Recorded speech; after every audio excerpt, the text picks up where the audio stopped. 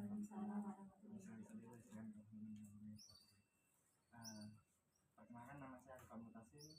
Kebetulan saya mahasiswa di Stayur, salah satu jaga Nusantara dekat di sini juga. Ingin setidaknya seperti sosialisasi mungkin ya, terkait tentang hukum keluarga Islam. Mungkin saya akan mengangkat tema tentang warisan aja deh, warisan. Dulu pas zaman jahiliyah sebelum Nabi Muhammad datang itu, warisan itu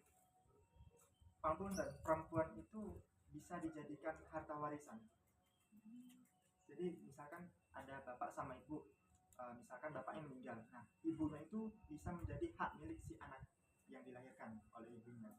Jadi mau dinikahkan ataupun menjadikan nauzubillah jadi budak dan sebagainya, itu udah hak daripada si anak itu. Itu zaman ketika Islam itu belum tersebar. Nah, itu zaman dulu itu seperti itu. Nah, adanya Islam itu sebenarnya mengangkat derajat wanita. Yang salah satunya lagi, sebelum Islam datang juga, wanita itu kan bisa dipoligami, bahkan bisa sampai puluhan sampai ratusan. Dengan datangnya Islam itu sebenarnya membatasi ke semena-mena laki-laki dalam berumah tangga. Bahkan dulu raja-raja bisa sampai ratusan, puluhan sampai ratusan, sekarang dibatasi hanya mentok di 4. Nah, itu pun dengan kriteria harus adil.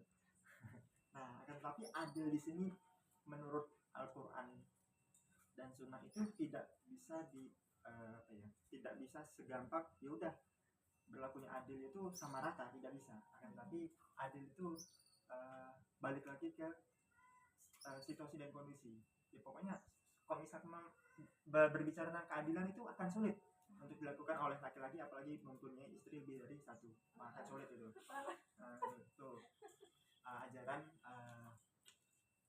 sebelum datang Islam. Nah, datang Islam tadi kan salah satunya itu membatasi warisan tadi. Nah, kemudian warisan tadi perempuan itu tidak pernah bisa mendapatkan warisan dari suaminya. Malah wanita itu menjadi harta waris. Nah, dengan datangnya Islam itu perempuan tadi itu mendapatkan hak-haknya seperti warisan. Kalau misalkan si laki-lakinya itu meninggal, otomatis si perempuan itu mendapatkan hak warisan daripada si suaminya itu. Nah, itu datang Islam seperti itu. Kemudian si perempuan, kalau misalkan perempuan yang meninggal, berarti harta warisan si perempuan ini bisa menjadi hak milik si laki-laki selama masih ada hubungan.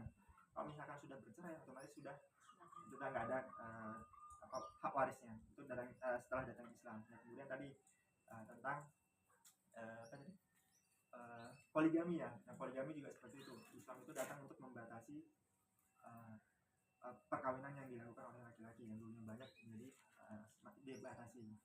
Tapi pada dasarnya Islam itu hanya menyuruh pada dasarnya Islam itu hanya memberlakukan satu pasangan saja. Kalau 4 itu memang udah kayak seperti apa ya?